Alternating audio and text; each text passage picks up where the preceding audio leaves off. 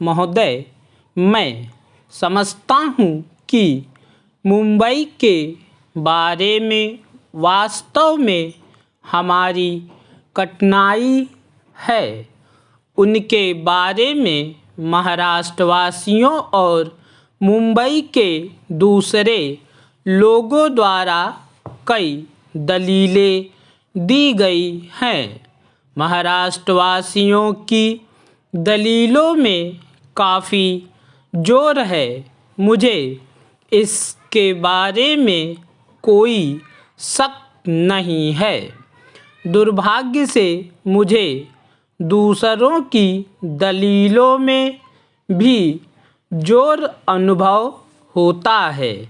माननीय सदस्यों को ज्ञात है कि काफ़ी विचार विमर्श के बाद कांग्रेस कार्यसमिति ने 3 राज्यों को सुझाव दिया था, लेकिन मेरी अपनी राय है कि राज्य पुनर्गठन आयोग द्वारा की गई सिफारिश इन परिस्थितियों में सबसे अच्छी थी। मैं इसे स्वीकार करने के लिए दूसरों को मजबूर नहीं करना चाहता। महाराष्ट्रवासियों, गुजरातियों और दूसरे लोगों को वहाँ रहना है, इसलिए उन पर अपनी राय थोपने वाला मैं कौन होता हूँ, विशेषकर महाराष्ट्रवासियों पर जिन्होंने भारत के इतिहास में महत्वपूर्ण भूमिका निभाई है और जिन्हें भविष्य में भी महत्वपूर्ण भूमिका निभानी है। पंजाब के मामले पर विचार कीजिए। लोग एकभाषी और द्विभाषी राज्यों की बात करते हैं।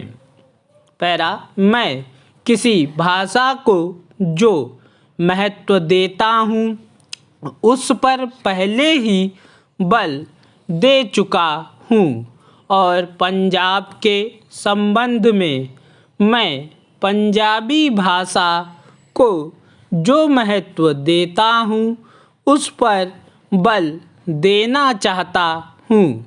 मैं इसे महत्व देता हूँ क्योंकि इस बात के अलावा कि बहुत से या सारे सिख इसे चाहते हैं, मैं यह नहीं समझ पाता कि हिंदी भाषी लोगों को क्यों आपत्ति होनी चाहिए।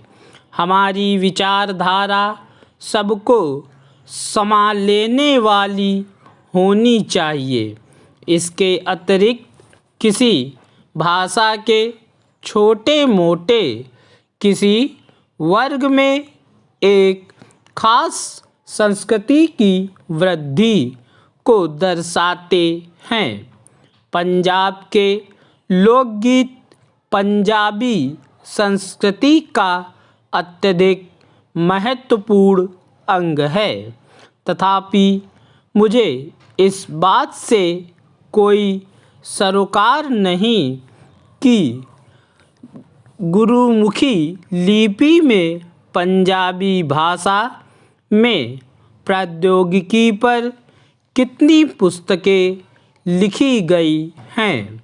यदि ऐसी पुस्तकें नहीं हैं तो राष्ट्रीय दृष्टिकोण से यह बहुत बड़ी कमी है। या तो इस कमी को पूरा करना होगा या भाषा को हानि पहुँचेगी और यह उन्नति नहीं करेगी। मैं पंजाबी भाषा को पूरा बढ़ावा देना चाहता हूँ, लेकिन हिंदी की कीमत पर नहीं। हिंदी की कीमत पर जिसे इसके होने का कोई प्रश्न ही नहीं उठता।